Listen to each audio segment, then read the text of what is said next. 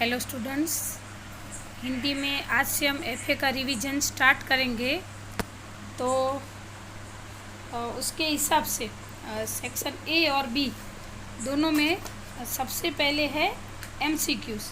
तो यहाँ पर हम एमसीक्यूज़ पोएम और लेसन तीनों के हम साथ में कर लेंगे, जो आपको लिखने में इजी रहे इसलिए। तो हमारे आएंगे 3, 4 और 5। हाँ, पोएम 3 और 5 और चैप्टर 4। तो फर्स्ट है एमसीक्यूज़, दोनों विभाग में पार्ट ए और पार्ट बी दोनों में एमसीक्यूज़ है। तो ये हम अभी कर लेते हैं। तो ये मैंने एक्सरसाइज का ही फ़ोटो निकाला है आपकी टेक्स्ट बुक में से ही।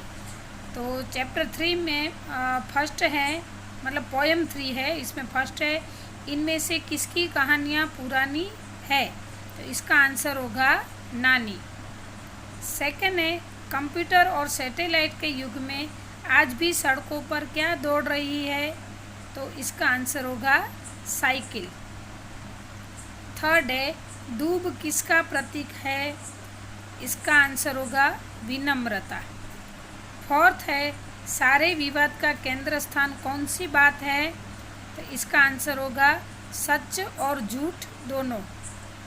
फिफ्थ है कुछ पुरानी चीज़ों के पक्ष में कविता में कवि क्या रुझान किन चीज़ों की ओर है। कवि का रुझान किन चीज़ों की ओर है, मतलब कवि ने जो बात कही है, इशारा। यहाँ पर ऐसा है कि कवि ने हमें पूरे चैप्टर में बात की है, तो उसका इशारा किन चीज़ों की ओर है।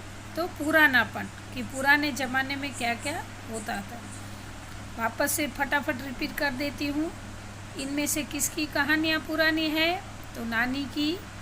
कंप्यूटर और सैटेलाइट के युग में, यहाँ पर सैटेलाइट आएगा। आज भी सड़कों पर क्या दौड़ रही है। तो साइकिल। दूब किसका प्रतीक है। विनम्रता का। हाँ, सारे विवाद का केंद्र स्थान कौन सी बात है। तो सच और झूठ दोनों है। फिर लास्ट है कुछ पुरानी चीज़ों के पक्ष में कविता में कवि का रुझान किन चीज़ों की ओर है। तो इसका आंसर होगा पुरानापन। इसके साथ साथ आपको एमसीक्यू में चैप्टर का प्रकार और उसके लेखक का नाम भी पूछा जा सकता है। तो पुरानी, ये ऐसे मैं ऑरली बता देती हूँ, आप इंडेक्स में इसे कर लेना कि पुरानी चीज़ों के पक्ष में वो कविता है और उसके कवि है राजेश जोशी। ठीक है, और उनका जन्म हुआ था 1946। हाँ, कभी कभी ऐसा भी पूछा जा सकता है कि कहाँ हुआ था। तो मध्य प्रदेश के नरसिंहगढ़ जिले में हुआ था। अभी हम करेंगे चैप्टर 4। 4 चैप्टर का नाम है चंद्रशेखर आज़ाद। इस गद्य का प्रकार होगा संस्मरण, मतलब कि यादें। फिर इसके लेखक हैं सद्गुरु शरण अवस्थी। इनका जन्म हुआ था 1901 में, यानी कि 1901 में, और इनकी मृत्यु हुई थी 1973 में। ठीक है, तो ये आपको कभी भी एमसीक्यू में पूछा जा सकता है, इसलिए आपको एक्सप्लेनेशन किया है। फर्स्ट एमसीक्यू है अभी इसका कि हृदय की चोट किसके ठीक होती है। तो इसका आंसर होगा विस्मृति से। चंद्रशेखर आज़ाद लेखक को क्या कहकर बुलाते थे। तो भैया। लेखक ने चंद्रशेखर आज़ाद के मन को किसके समान बताया है। तो इसका आंसर होगा मक्खन सदृश कोमल, मतलब मक्खन कितना कोमल होता है, उसके जैसे कोमल। फोर्थ है चंद्रशेखर आज़ाद के लिए दया का दूसरा नाम क्या था। तो इसका होगा कायरता। फिफ्थ है क्रांतिकारी लोग कैसे होते हैं। तो वचन के कृपण व मंतव्य के बड़े गोप्य, मतलब वो वचन देते हैं, वो निभाते हैं। और मंतव्य मतलब अगर हमें कुछ वो सजेशन देते हैं और कुछ हमारा रहस्यमय काम होता है, तो गोप्य मतलब गुप्त रखते हैं वो। वापस से एक बार रिपीट कर देती हूँ। हृदय की चोट किससे ठीक होती है। तो विस्मृति से। चंद्रशेखर आज़ाद लेखक को क्या कहकर बुलाते थे। तो भैया कहकर। लेखक ने चंद्रशेखर आज़ाद के मन को किसके समान बताया है। तो मक्खन सदृश कोमल। चंद्रशेखर आज़ाद के लिए दया का दूसरा नाम क्या था। कायरता, क्रांतिकारी लोग कैसे होते हैं, तो वचन के कृपण व मंतव्य के गोप्य होते हैं। तो स्टूडेंट यहाँ पर ही चैप्टर 4 के MCQ कंप्लीट होते हैं।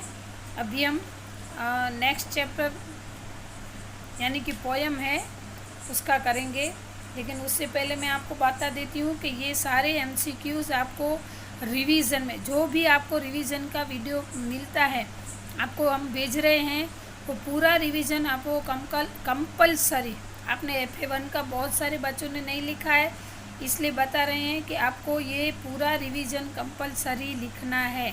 जैसे जैसे वीडियो आता है वैसे आपको नोटबुक में रिवीजन कंप्लीट करना ही होगा, नहीं करोगे तो नहीं चलेगा, क्योंकि ये हमारी स्कूल की सिस्टम है। इसलिए याद रखना, जो भी रिवीजन आता है स्टेप बाय स्टेप आपको कंपलसरी लिखना ही होगा। 5th पोयम है, पोयम का नाम है शिक्षक के नाम पत्र, जिसको लिखा है अब्राहम लिंकन ने। उनका जन्म हुआ था 1809 में और मृत्यु हुई थी 1865 में, मतलब 1865 में। इसकी काव्य का प्रकार है पद्यानुवाद, मतलब पद्य के साथ वो आपस में पद्य का अनुवाद करके पत्र लेखन का स्वरूप दिया गया है। तो अभी हम इसके MCQ स्टार्ट करेंगे। अब्राहम लिंकन ने यह पत्र किसको लिखा था, तो पुत्र के शिक्षक को। फिर सेकंड है, किसको झुकाना सबसे आसान होता है, तो गुंडों को। फिर थर्ड है, जीत की खुशी किसके साथ मनानी चाहिए, तो इसका आंसर होगा स्वयं के साथ। फोर्थ है, सत्य और न्याय के लिए क्या करना चाहिए, तो संघर्ष करना चाहिए। हाँ, अभी वापस से रिपीट करती हूँ। अब्राहम लिंकन ने यह पत्र किसको लिखा था, तो पुत्र के शिक्षक को। फिर है, किसको झुकाना सबसे आसान है, तो गुंडा। फिर जीत की खुशी किसके साथ मनाई जाती है, तो स्वयं के साथ। और फोर्थ है, सत्य और न्याय के लिए क्या करना चाहिए, तो इसका आंसर होगा संघर्ष करना चाहिए।